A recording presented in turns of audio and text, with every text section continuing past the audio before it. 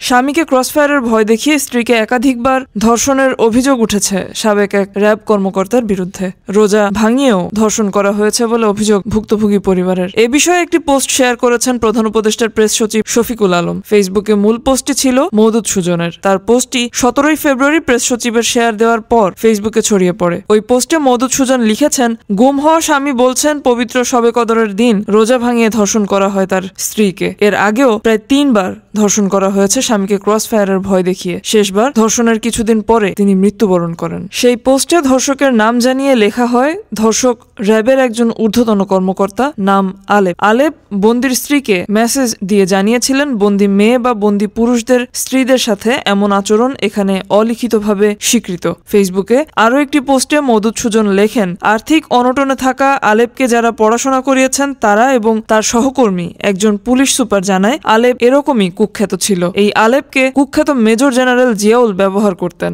আলেপ তার ছায়ায় এসব করেছে বলে জানা যাচ্ছে। পুরস্কার হিসেবে নানা রকম পদকও পেয়েছে। গত সপ্তাহে অভিযোগ উঠেছে চট্টগ্রাম র্যাবের 6 নারীকে হাসিনার আমলে নগ্ন করে নির্যাতনের।